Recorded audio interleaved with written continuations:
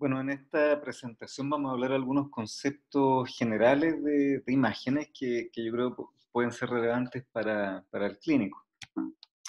Lo primero, hablar de que la imagenología es una herramienta, ¿cierto?, muy importante para el diagnóstico clínico, pero no debemos perder siempre el norte de que la clínica debe guiar los exámenes y no al revés. O sea, siempre tiene que haber un pensamiento previo a pedir un examen, ¿ya?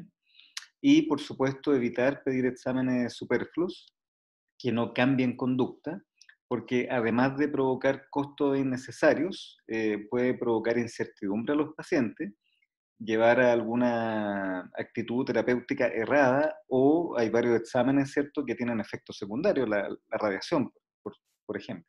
Entonces es muy importante que la clínica guíe los exámenes y hacerlo en forma justa y precisa. Obviamente que muchas veces uno puede tener cierto grado de variabilidad en eso, pero ese siempre tiene que ser el norte.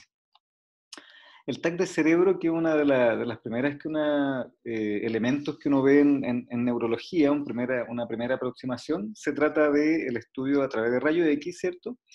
Que se realizan múltiples cortes y después se van procesando y se pueden ver en imágenes en 2D o 3D. Actualmente el TAC helicoidal puede dar una gran exactitud y en muy poco tiempo, que vamos a ver después algo positivo. El uso clínico es recién de 1974, y esto por qué es importante recalcar, porque la neurología tiene por lo menos 100 años, si no es que más, ¿cierto?, formalmente, previo al desarrollo de la imagen, ¿ya? Entonces, es bien importante situar eso dentro de la historia de la neurología, de que gran parte de esta historia no incluyó tener un acceso, entre comillas, tan fácil a la imagen como lo tenemos hoy en día. Y era ahí muy importante el examen físico de la semiología, que hoy en día, por supuesto, lo sigue siendo, pero la verdad es que era una situación muy distinta a lo que tenemos hoy. ¿Qué es lo que tiene a favor el TAC de cerebro? Es rápido, fácil acceso en hospitales de mediana y gran complejidad, en ese sentido es costo efectivo, tiene alta sensibilidad a la sangre desde el minuto cero, y eso es muy relevante para el trabajo en la urgencia. Es muy bueno para ver hueso también, especialmente en la urgencia, fracturas, y se puede realizar incluso si el paciente tiene artefactos metálicos, ¿ah? Algo que, por ejemplo, en la resonancia ahí tenemos problemas. Es útil en la gran mayoría de las patologías de urgencia neuroquirúrgica, y por eso es lo que está más disponible en la urgencia, ¿ya? Lo otro, que al ser rápido no necesito que el paciente tenga tanta sedación para hacer el examen, ¿ah? ¿Qué cosas tiene en contra el TAC de cerebro? Poca especificidad en tejido blando, tiene menos definición, tiene una alta radiación, ya especialmente cuando estamos en contexto de mujeres embarazadas, por ejemplo. Tiene muchos artefactos, especialmente en fosa posterior, que tiene que ver con toda la parte ósea. No es capaz de detectar isquemia precoz. De hecho, cuando hablamos de trombolisis, trombectomía y está el paciente en ventana, lo ideal es que el escáner esté normal, no porque no tenga la isquemia, sino que porque no es capaz de verlo en forma tan precoz el escáner. Por lo mismo, porque tiene menos definición, no hay tanto correlato anatómico, ¿cierto? Y lo que ya les comentaba, que no se puede realizar, por ejemplo, en primer y segundo trimestre del embarazo por radiación. También, por supuesto, en niños hay que tener mucho cuidado. ¿Cuáles son las indicaciones más clásicas de TAC de cerebro donde tiene mayor beneficio? En TEC, y ahí siempre recordar incluir la ventana ósea, ¿cierto? En enfermedad cerebrovascular ayuda mucho, especialmente en áreas de la rapidez que uno busca, y sirve lo isquémico, y uno ahí busca que el escáner esté normal, que tenga un aspect sobre 7, y en lo hemorrágico, la gran sensibilidad que tiene el escáner a la sangre. También se pueden ver lesiones expansivas, y una primera aproximación es el TAC de cerebro, pero siempre pensando que para la mejor definición de estas, la resonancia, ¿no? Lo que ya les comentaba, lesiones óseas, la hidrocefalia también se ve bastante bien con el TAC de cerebro. La evaluación de la posición de las derivativas también es bastante útil, ¿ya? En general es un muy buen examen para tener una aproximación en la urgencia, por ejemplo, o en situaciones de baja complejidad. ¿Cuándo se coloca contraste? Bueno, la verdad es que hoy en día, en general, cuando hay una lesión y uno quiere tener una buena caracterización, se pasa a la resonancia, ¿ya? Si hay obstáculo para la resonancia o a la espera de, se puede colocar contraste, obviamente asegurando que haya un consentimiento, función renal normal, y que no hay alergia. ¿Y qué es lo que uno ve al colocar contraste en el escáner? Quiere ver si la barrera hematoencefálica está indemne o no. ¿Cuál es el problema? Que son muchas las situaciones que puede captar contraste, por lo tanto no ayuda tanto a diferenciar. Por supuesto que la historia clínica es importante, pero insisto de que en este tipo de situaciones donde tanto tumores como abscesos, infartos subagudos pueden captar contraste, ahí la verdad es que uno termina la mayoría de las veces pidiendo una resonancia. ¿Mm? Bueno, la interpretación del escáner tiene que ver con la facilidad con que pasan los rayos X a través de los tejidos. Por lo tanto, hay zonas hipodensas que pasan los rayos muy bien, isodensas y las hiperdensas, cuando no deja pasar los rayos X. Y yo puedo ir sacando ciertas conclusiones, ¿cierto? Y deducir algunas lesiones. Homefield fue el que ganó el premio Nobel, ¿cierto? Por la incorporación a la clínica del TAC de cerebro, el TAC en general, y hay una gradación en grados Hanfield que tiene que ver con esto, con que cuando hay una facilidad de pasar los rayos X se ve más oscuro y cuando hay una dificultad se ve más blanco. ¿Ya? Expliquémoslo al tiro. Por ejemplo, acá se ve esta ventana ósea de un TAC de cerebro corte axial y fíjense que aquí hay un implante, hay una lesión que tiene metal. Y fíjense que aquí los grados Hanfield son muy altos, porque el metal no deja pasar los rayos X, por lo tanto se ve muy blanco. ¿Ya?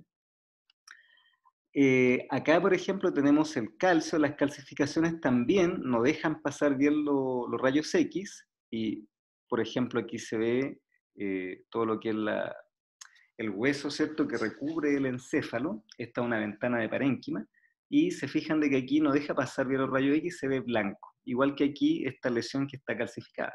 ¿Ya? Entonces aquí se ven los grados Hanfield que son positivos, no tan altos como los metales, porque obviamente el calcio no alcanza a impedir tanto el paso de los rayos X como los metales, pero sí tiene grados Hanfield positivos. ¿Ya? Entonces podríamos decir que esta es una lesión hiperdensa. ¿Ya? Acá se ven algunas calcificaciones que son normales, como la pineal, como los plexos coroideos, ¿cierto? Y como les digo, esta es una ventana de parénquima, donde aquí se ve el encéfalo y por fuera, ¿cierto?, está la tabla ósea interna y externa, ¿cierto?, que componen el hueso que recubre el cerebro. Entonces, ojo con eso, de que aquí, como no pasan bien los rayos X, el hueso se va a ver blanco, hiperdenso. La sangre, que tiene elementos figurados, también va a impedir que pasen los rayos X, y es denso, pero fíjense que los grados Hanfield son en menor intensidad, con menor positividad que las calcificaciones. ¿Ya? Y aquí, por ejemplo, se ve este hematoma, que tiene un poco de edema periférico, pero principalmente sangre, y se ve que los grados Hanfield que hay aquí son menores a los del hueso. ¿Mm? El líquido cefalorraquídeo tiene cierta facilidad para que pase los rayos X, ¿cierto? Pero por supuesto que es menor que el calcio, es menor que la sangre, y aquí aparece su gradación, ¿cierto? Y la coloración. Y los lípidos dejan pasar muy bien a los rayos X, y fíjense que tiene grados Hanfield negativos. ¿Ya? Ahí se ve un lipoma cerebral. Entonces, bueno, lo que más, por supuesto, deja pasar rayo X muy fácil es el aire, y aquí tiene graduación Hanfield muy negativa. Entonces, ¿qué es lo importante? De que cuando yo evalúo una lesión en el TAC de cerebro, ya sea viendo parénquima cerebral o la ventana ósea, tengo que sacar conclusiones en cuanto a la intensidad, o sea, a la densidad, si es muy hiperdenso como esto, que es hueso, o si deja pasar muy bien los rayos X como esto, que es líquido cefalorraquídeo. El parénquima cerebral, por ejemplo, aquí se ve la corteza, y debajo de la corteza se ve la sustancia blanca, que en el escáner, como la sustancia blanca paradojalmente deja pasar bien los rayos X porque está con mielina, que es grasa, se ve más oscuro. ¿Ya? Y esa es una paradoja, ¿no? De que en el escáner común y corriente que uno ve, lo más común que tiene acceso, la sustancia blanca que está subcortical, bajo la corteza, se ve negra. ¿Por qué? Por lo que les comento, ¿cierto? La facilidad o no de los rayos X. En cambio, la corteza cerebral, que tiene núcleos de las neuronas, fíjense que no deja pasar también los rayos X y por eso que se ve un poquito blanco, ¿ya? Hiperdenso. Entonces, obviamente hay muchas lesiones, pero uno puede ir sacando conclusiones con esta graduación, dependiendo de cuán fácil pasa los rayos X o no, ¿ya?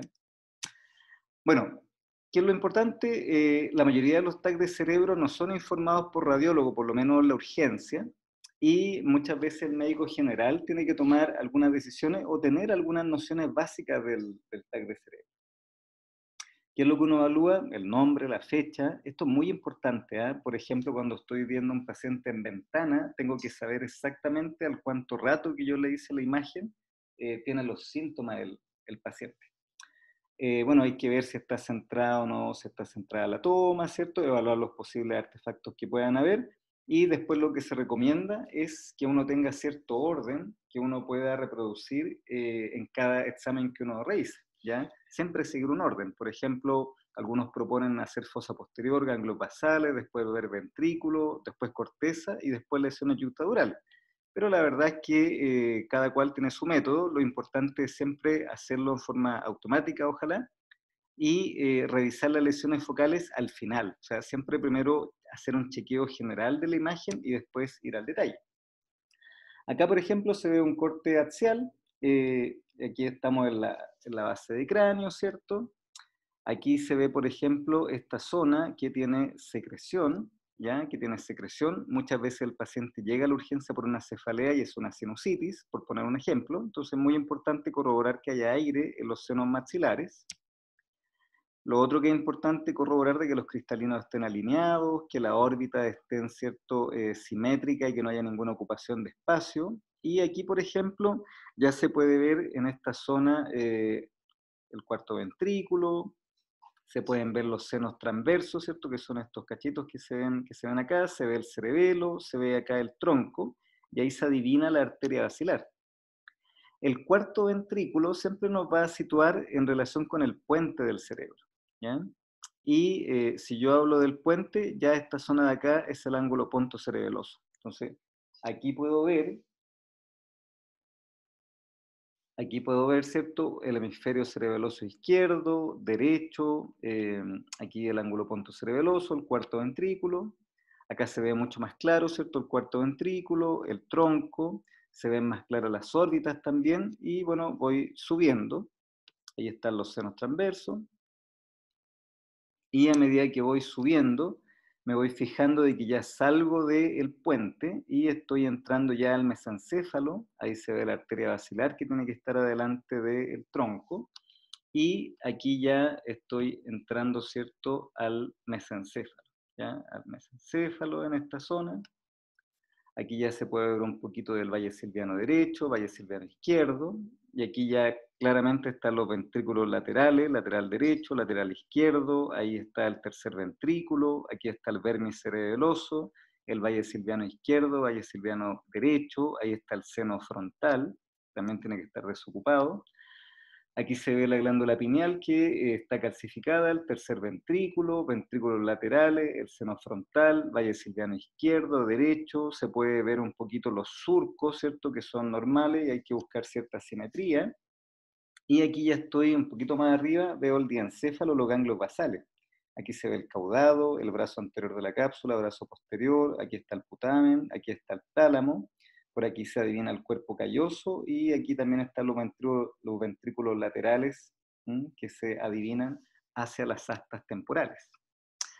Acá lo mismo, ¿cierto? Un poco más arriba se ve incluso más claro el brazo posterior de la cápsula y el brazo anterior, los tálamos, aquí está el caudado. Y aquí están las calcificaciones normales, ¿cierto? Que son de las coroides y de la pineal. Algunas veces también se calcifica la hoz del cerebro que va acá al medio. Y aquí ya voy un poco más arriba, se empieza a ver el cuerpo del caudado, los ventrículos laterales, y puedo ir comparando los surcos, lado izquierdo, lado derecho, no son una copia exacta, pero sí hay cierta simetría. Y ya acá arriba voy perdiendo los ventrículos laterales y se empiezan a ver mucho mejor los surcos, ¿cierto? Y siempre es bueno fijarse en esta zona yuctadural para descartar que haya un hematoma epidural o subdural. Entonces, ¿qué es lo bueno que tiene el TAC de cerebro? Rápido de realizar, disponible en servicio de urgencia, descarta rápidamente hemorragia, ver el tema de la isquemia, que si tiene menos de 3 horas probablemente no se va a observar, incluso los infartos lacunares se ven hasta 24 horas después, y se va a ver tanto el edema citotóxico como el vasogénico, que se va sumando a medida que va pasando el tiempo de la isquemia, ¿ya? Y de nuevo, ojo, de que si yo ya estoy viendo una hipodensidad en el TAC de cerebro es porque hay cambios estructurales, hay necrosis celular y eso en general no se tromboliza, ¿cierto? Es un aspecto muy bajo o que ya se vea de frentón la hipodensidad. Si yo trombolizo, ahí se puede provocar una transformación hemorrágica. ¿Ya? Ojo con eso. Acá, por ejemplo, se ve que en este lado de acá se ven los signos precoces, ya signos precoces, fíjense que el brillo insular es menor aquí que al lado derecho, los surcos, hay menos surcos que a este lado que se ve mucho más claro, entonces aquí ya hay signos precoces. En este estadio, donde ya se ve la hipodensidad ya establecida, por supuesto que ya acá no hay nada que hacer. Aquí pudo haber habido alguna opción, dependiendo del cuadro clínico, de una reperfusión, por ejemplo, porque se ven algunos signos precoces muy mínimos y depende del contexto clínico, ¿no? Pero aquí no hay ninguna posibilidad, o sea, cuando ya aquí estoy viendo la hipodensidad, ¿cierto? Se tromboliza, voy a reperfundir zona necrosada y se puede producir una transformación hemorrágica. Acá en este escáner sin contraste se ve en forma espontánea el trombo en la arteria cerebral media derecha, que es el signo de la cuerda, y cuando está más distal, la arteria cerebral media, ¿cierto? Más hacia distal, M2, M3, se puede ver este signo del punto. ¿Mm? El ASPET sirve para ver signos precoces, ¿cierto? Son varios lugares que uno revisa del escáner y uno le va dando puntaje. Entonces, obviamente no es la idea que sepan el detalle, pero sí el concepto de que mientras yo voy viendo signos precoces, voy sumando y eso le va restando puntos al ítem de ASPET. Cuando yo tengo un ASPET que es menor a 7, ya se habla de que son signos precoces importantes y en general se contraindica la reperfunción. ¿Ya? ¿Qué podemos decir de la resonancia? La resonancia tiene una lógica distinta al escáner. Ya no se trata de rayos X que pasan más o menos fácil una estructura, sino que se trata, ¿cierto?, de las moléculas de agua que a través de grandes magnetos que tiene el resonador es capaz de excitar, ¿cierto?, los núcleos de estas moléculas y con eso sacar conclusiones, el software que trae el equipo. Entonces, no hay una lógica en el sentido de que no se pueden deducir muchas cosas, hay que tener la información. ¿Ya? La información de estos átomos de hidrógeno se alinean en un campo electromagnético y esta información se procesa para construir imágenes. ¿Qué es lo importante como para tener un lenguaje adecuado? De que uno no habla de lesiones hiperdensas o hipodensas, que es la lógica que tiene el TAC de cerebro según que sea fácil o menos fácil pasar los rayos X. Aquí como tiene que ver con molécula y con magnetismo, hablamos de intensidad, ¿ya? Una lesión es hiperintensa o hipointensa, ¿ya? No está este concepto de densidad que es del escáner. ¿Cuál es la otra diferencia? Que la resonancia tiene distintas secuencias. Por decirlo de alguna forma, una resonancia trae muchas resonancias, ya que cada una de estas secuencias ve cosas distintas, ¿ya? Cuando uno habla de una resonancia convencional, trae un T1, un T2, un FLEIR, un T2 gradiente, puede traer difusión. Es una resonancia completa, que es la que dura alrededor de 45 minutos, una hora. Y un protocolo Stroke, por ejemplo, que es algo más breve, trae solamente algunas de estas cosas. La difusión y el mapa de C, el FLAIR y el T2 gradiente, por ejemplo. Ya eso igual va a depender de cada centro. Pero lo que les quiero decir es que la resonancia trae mucha resonancia, trae como muchas miradas que vamos a poder ocupar. ¿Cuáles son las contraindicaciones? Por el tema magnético, algunos marcapasos, los metales, el embarazo, esto es relativo, ¿eh? El embarazo la verdad es que en resonancia se puede hacer, siempre tratar de evitarlo en el primer trimestre, pero sí en el segundo y tercero se puede hacer sin gadolinio, ¿eh? Sin contraste. Lo otro que puede ser una contraindicación importante es la claustrofobia, muchas veces tiene que estar sedado el paciente, y que es lo malo, entre comillas, el tiempo, dura por lo menos 45 minutos, y el costo, que bueno, cada vez es menos importante en ese sentido, está más asequible, y es muy sensible al movimiento. Los pacientes inquietos se tienen que hacer con anestesia, así como los pacientes que tienen claustrofobia. ¿Para qué sirve? Para el stroke agudo, da mucho más información que el escáner. ¿Cuál es el pero? De que te quita un poco más de tiempo, por eso que tiene que estar justificado. Las hemorragias cerebrales sirve para tapificar cuáles son más antiguas, menos antiguas, o para algunas lesiones específicas como cavernomatosis, lesiones de sustancia blanca, por ejemplo, en la esfera de esclerosis múltiple, muy importante. La fosa posterior, que tiene mucho artefacto en el TAC, se ve bastante bien, el tronco, los pares craneales se ven bien con la resonancia, los tumores, es muy importante, algunos estudios funcionales, y el estudio de la epilepsia, especialmente por algunas lesiones temporales que no se ven bien en el TAC de cerebro. Entonces, ¿qué es lo bueno? Gran precisión anatómica, información sobre sustancia blanca, estudio de fosa posterior, permite hacer estudios funcionales, y cuando yo tengo algunas dudas, me permite ver alteraciones en el infarto cerebral, que en el minuto ya tengo una imagen. No es como el escáner que en las primeras 3 horas, 4 horas estoy a ciegas porque no se va a ver nada. Hay un tipo de secuencia que es la difusión y que es la que sirve para el protocolo stroke, ¿ya? Y es muy sensible para la isquemia, ¿ya? A los 10 minutos, 5 minutos ya se puede ver una alteración. Lo otro que sirve es una secuencia TOF que permite ver las arterias sin necesidad de contraste, ¿ya? En la resonancia, lo que está en movimiento se ve como vacío de señal. Entonces se le puede dar la orden al software de que todo el vacío de señal, que podría ser toda la sangre, se invierta y por lo tanto deje de ver todo salvo lo que estaba en movimiento. Y esta inversión es el llamado TOF, y que es cierto, tiene menos definición que el angioTAC y la angioresonancia, igual va a depender del equipo, pero permite tener información vascular sin poner contraste. Por ejemplo, un paciente con falla renal, por ejemplo, un paciente con una paciente embarazada.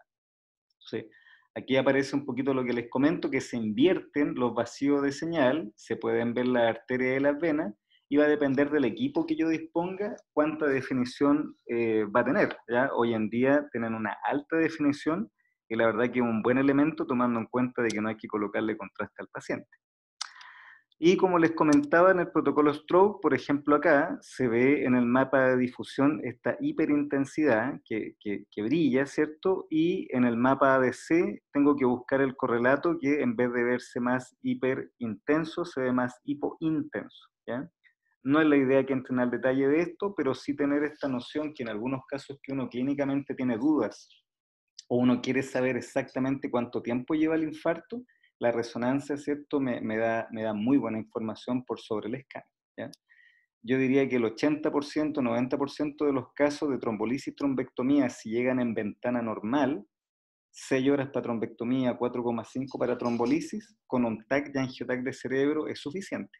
Pero en los casos de duda o ventana extendida, la resonancia es fundamental. Y acá lo que yo les comento, ¿cierto? De que la resonancia tiene varias resonancias en sí misma. Por ejemplo, aquí se puede ver como a 1 hora de evolución, la difusión va a estar hiper intensa, se ve bien blanquito, el mapa ADC va a estar oscuro, pero la secuencia T1, por ejemplo, que es muy anatómica y que muestra cambios estructurales, no se ve nada, ¿ya? Entonces, eso es lo bueno de la resonancia, que te permite dar distintas visiones, ¿ya? Bueno, ¿qué cosas se ve en T1, por ejemplo? Se ve muy bien la anatomía, la grasa se ve hiperintensa, los metales se ven hiperintensos, el líquido cefalorraquídeo se ve hipointenso, o sea, esto se ve oscuro, esto se ve blanco, esto se ve blanco, y el contraste me permite ver la barrera hematoencefálica. Acá, por ejemplo, en un T1 se fijan cómo se ve muy clarita la anatomía, mucho más claro que en un TAC de cerebro. El T2, el líquido se ve hiperintenso, el líquido cefalorraquídeo, la grasa se ve hipointensa, la sustancia gris hiperintensa blanca, y la sustancia blanca se ve negra, ¿ya? Permite ver muy bien el edema y lesiones de sustancia blanca. ¿Cuál es el problema? De que si se fijan acá, se puede mezclar y cuesta diferenciar el líquido cefalorraquídeo, se puede confundir con lesiones, ¿cierto? Acá de corteza, por ejemplo, por el mismo color. Entonces la secuencia T2 tiene, por decirlo de alguna forma, otra variante, que es el FLAIR, que es muy similar, solamente la diferencia es que aquí el líquido cefalorraquídeo se ve negro, a diferencia acá que se ve blanco. Entonces esta secuencia, el FLAIR, que es un T2 modificado, permite ver bastante bien la sustancia blanca, que en esta secuencia paradojalmente se ve negra, y es donde yo, por ejemplo, hago el estudio, ¿cierto?, de esclerosis múltiple, por ejemplo, donde se ven las imágenes más características. Hay un T2 modificado también que se llama T2 gradiente, que permite ver hemorragia antigua, ¿ya? Porque la hemoglobina metabolizada hace artefacto y esto se ve oscuro, hipo intenso en esta secuencia. Así que tenemos acá otra secuencia que permite ver algo distinto. No ver edema, no ver anatomía, sino que ver sangrado antiguo. Los cavernomas, por ejemplo, tienen esta imagen característica de popcorn y que se ve muy bien en este tipo de secuencia. Entonces, ojo de que la resonancia no es que sea mejor ni peor que el escáner, sino que tiene sus indicaciones y lo que sí permite tener distintas miradas, ¿cierto? Son como varios exámenes en uno. Otra imagen que se ocupa bastante en neurología es el ecodoppler de cuello y es un examen operador dependiente, va a depender de la experiencia del operador, de la calidad del equipo y del paciente. Obesidad, cuello corto, alguna alteración local. ¿Qué es lo bueno del ecodoppler? Que sirve muy bien como screening, ¿ya?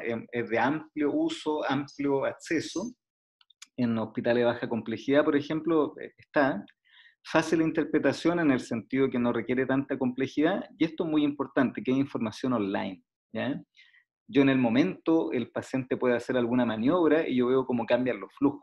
Por ejemplo, en el robo de la subclavia es una de las indicaciones donde el ecodoppler supera a la angiotac o a la angioresonancia, porque yo le puedo decir al paciente que mueva el brazo para reproducir el robo, que es lo que estoy buscando, ¿ya?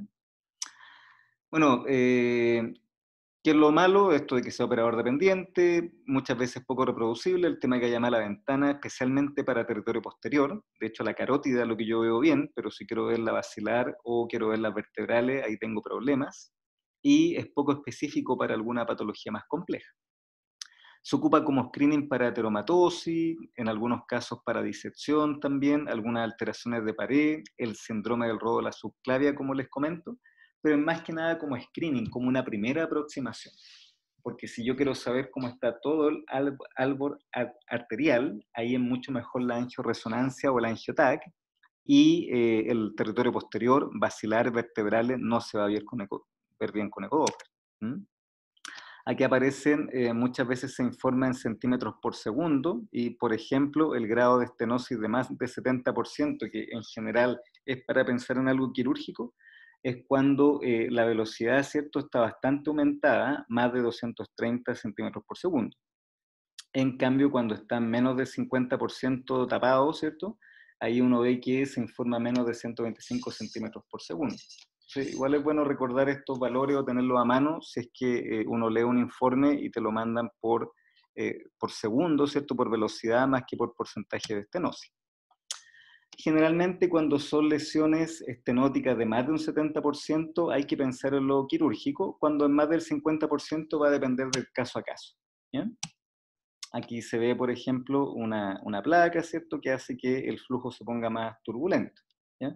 Pero si yo quiero saber el detalle anatómico, ya como un segundo paso, y es lo que piden, por ejemplo, cuando hay cirugía vascular o se va a colocar un stent, después del ecodoppler, para confirmar el grado de estenosis y para ver la anatomía, una angiotac, una angioresonancia. ¿Mm? Acá, por ejemplo, se ve muy importante alteración de flujo y cómo van cambiando los colores, ¿ya? Y cómo va cambiando la curva de Pick. El angiotac de cuello permite el estudio de vaso de cuello, permite evaluación del arco aórtico, de las carótidas, de también el territorio intracraneal, entonces te da una mucho mejor información anatómica, ¿ya? Es mucho más sensible y específica que el Doppler de cuello, pero ¿cuál es el problema? De que, bueno, es un examen más complejo y que requiere contraste, ¿ya? ¿Para qué se estudia? Para la estenosis carotidia, también para el territorio posterior. Esto es muy importante. Cuando hay sospecha de disección, yo debería ir, ¿cierto?, a la angiotac, porque me da mejor especificidad y sensibilidad que el ecodoppler. En pacientes jóvenes, por ejemplo, uno siempre prefiere angiotac por eso mismo, porque es más probable que haya una disección. ¿Qué es lo bueno de la angiotac de vasos de cuello? Que es rápido, que es reproducible, disponible, porque en la gran mayoría de los hospitales de mediana y alta complejidad hay TAC de cerebro, buen correlato anatómico, y ¿qué es lo malo? Que requiere, ¿cierto?, que haya cierto grado de función renal, puede haber alergia a los medios yodados, ¿ah? pero la verdad es que se ocupa bastante hoy en día. Y aquí aparece esta lesión, por ejemplo, aquí hay una disección donde se ven distintos falsos lúmenes que se van produciendo. Acá, por ejemplo, se ve cómo está lleno de placas, que hace que esta arteria basilar sea súper irregular, y estas placas que se ven acá. Y aquí también se ve una imagen, ¿cierto?, muy irregular en la bifurcación de la carótida, ¿ya? Entonces, si se fijan, da una precisión anatómica muy importante, y para planear una cirugía también es importante, porque algunas veces hay estenosis que no es única, sino que puede ser en tándem, pueden ser varias. Entonces, si se opera esta lesión acá, pero también está tapada arriba, pierde un poco de sentido. Por eso que insisto que el Doppler es un buen examen de entrada, pero ya para tener una mejor caracterización anatómica, el angioTAC y la angioresonancia es muy buena. La angioresonancia, la verdad que es bastante similar la indicación al angioTAC de cuello. Tiene un poco menos de sensibilidad, pero la verdad es que hoy en día los equipos, yo diría que no hay gran diferencia. ¿Y qué es lo que tiene a favor la angioresonancia de cuello? De que, como habíamos visto anteriormente, hay secuencias que se puede hacer sin necesidad de ocupar contraste, ¿ya? También, si el paciente es alérgico al contraste yodado, se puede ocupar gadolínio, por ejemplo, también es una situación. ¿Y qué es lo que tiene en contra? De que ocupa un tiempo mayor. La angioresonancia, como toda la resonancia, dura más que la angioTAC. El angioTAC se demora 3 minutos, 5 minutos. El costo que es mayor. Y anatómicamente no va a mostrar nada muy distinto que la angioTAC, ¿ya? Entonces, la angioresonancia, ¿cuándo se ocupa? Cuando no se puede hacer el angioTAC por algún motivo, o cuando no puedo ponerle contraste y quiero ocupar gadolínio, o definitivamente no se puede ocupar contraste y voy a hacer un TOF, o en algunos casos también se privilegia cuando quiero ver una disección, una resonancia de cuello con supresión grasa, que ojo, no es lo mismo que la que la angioresonancia de vaso de cuello, sino que aquí lo que yo quiero ver es efectivamente el cuello con supresión grasa para ver este signo, de que cuando hay sangre en la pared de la arteria, que es lo que se ve en la disección, se ve esta hiperintensidad espontánea, ¿ya? Entonces, ojo de que cuando hay un gran alto grado de sospecha de una disección, aparte de la angiotaquia y la angioresonancia que me permiten caracterizar bien la pared, está esta posibilidad de la resonancia de cuello con supresión grasa que me va a hacer brillar este hematoma de la pared, ya que, insisto, no es lo mismo que la angiotaquia angioresonancia, sino que es una resonancia de cuello que va dirigidamente a ver este signo, que también se llama ojo de buey. Bueno, el angioTAC de vasos cerebrales, así como la angioresonancia, es cuando yo quiero estudiar aneurisma, MAP, vasculitis, cuando quiero ver un estudio de hematomas cerebrales atípicos, como lo vimos en la clase, ¿cierto? De que cuando hay una lesión atípica, por la imagen o por el contexto clínico del paciente, hay que pedir una imagen arterial del cerebro. Por supuesto, así como la disección a nivel de cuello, pueden haber disecciones intracraneales, y si se sospecha, hay que pedir una angioTAC o angioresonancia. Y esto también es muy importante, las trombosis venosas cerebrales, es muy importante este examen.